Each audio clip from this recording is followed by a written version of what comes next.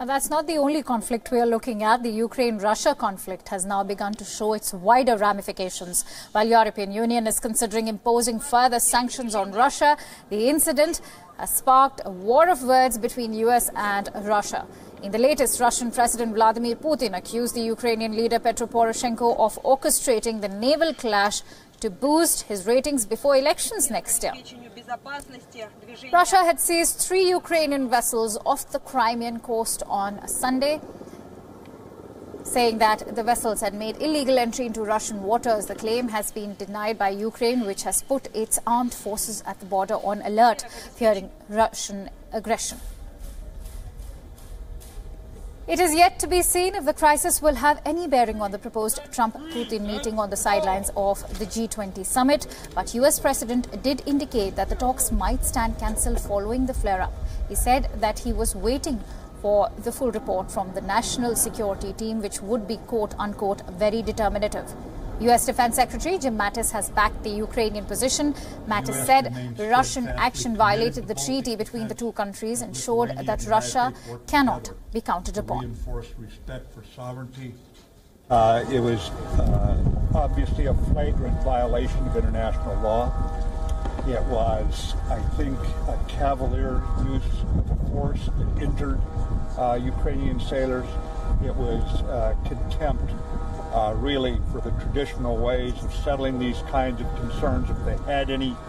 And when you think that there is a treaty between the two countries that permits exactly what happened, it just shows that Russia cannot be counted on right now to keep its word.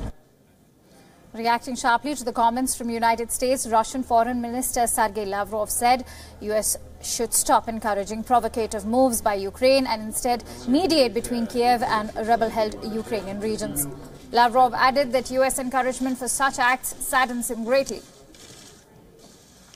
Конечно же, отражает стремление Вашингтона потакать всем действиям киевского режима, даже подстрекать его на провокационные действия.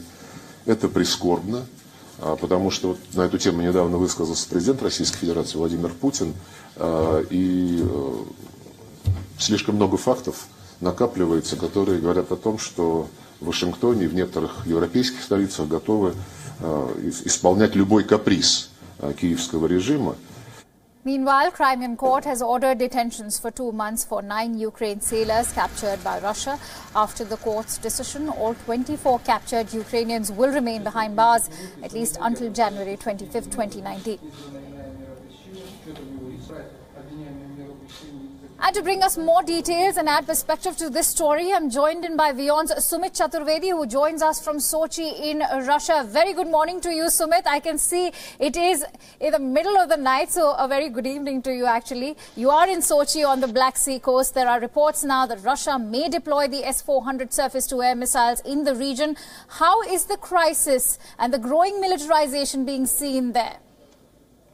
Well, overall, Akanksha, we can say that it's really raised hackles in the authorities, both in Ukraine and Russia. In fact, for a common man also, it's a different kind of crisis. I managed to speak to certain people over here, and they were of the view that it's Ukraine's aggression. So in Russia, they're seeing it as Ukraine's provocation, provocating Russia to attack it so that there could be more trouble. So clearly here, it's not seen as something that Russia has started as an aggressive move towards Ukraine. It's Ukraine which has been provocative towards Russia so far. But yes, it's quite we can say that, a matter of discussion over here as well.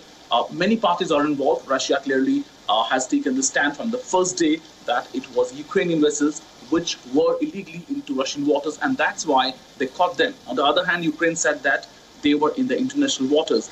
Meanwhile, everybody is surprised with U.S. reaction because U.S. hasn't denied, hasn't condemned this overall thing much. So that's why it's a bit of a different reactions coming from different sides. But people over here are treating it as an act of provocation from Ukraine's side. All right. So that's clearly a Russian perspective. But would it be correct to say that Russian action is aimed as much at NATO as it is at Ukraine?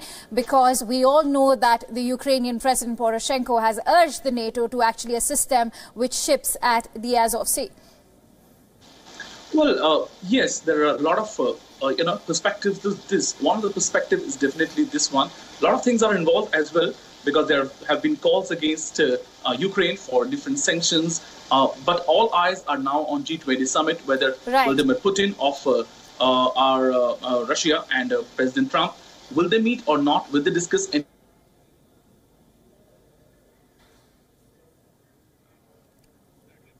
All right, so we are trying to reconnect with Sumit, who's currently deployed in Sochi, and this is the latest that's there on as far as the flare-up is concerned, that the Ukraine-Russia conflict has begun to show wider ramifications, and also joined in back by Sumit. So Sumit, you must continue. Well, definitely, Akanksha, another factor is economic sanctions, because economic sanctions, definitely Ukraine wants Western powers to impose more economic sanctions on Russia. So far, the economic sanctions are like that. If there is any Crimea manufactured goods and it's coming from Russia, EU doesn't take it. There are travel restrictions, there are visa restrictions. Since you rightly mentioned the economic sanctions that we are talking about, I would like to ask you, what are the sanctions that we are looking at as far as the European Union is concerned? Because let's not forget, there are already a set of sanctions imposed on Russia during the Ukrainian crisis. What will be these so-called further sanctions? So if I again point out the sanctions which have been imposed so far, is that first of all the goods which are manufactured in Crimea and around the region, unless they are marked as Ukraine, EU doesn't accept it. Second, EU doesn't give any kind of technical assistance to the firms based in Crimea. Also, there are travel and visa restrictions on the people who have supposedly been backing the Russians' aggression in Crimea. Also, the tourism is a big hit here. Well, Crimea is a very beautiful, as I saw Sochi also. The site is very, very beautiful. So tourism could take a hit because EU cruise ship doesn't dock here. So these are the sanctions so far. But also going forward, Ukraine wants EU to put more sanctions on Russia.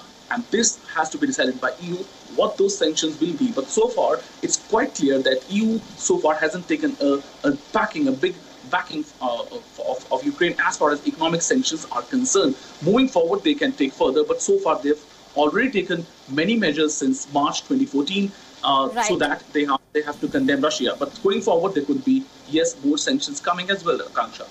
Absolutely. Very rightly mentioned that, there are already a set of international sanctions that have been existing from 2014 during the entire Ukrainian crisis. So here's a wait-and-watch situation, because a de-escalation of the entire situation also might be an option. And let's hope that the sanctions are actually not imposed. On that note, thank you so much for bringing us all the latest from Russia.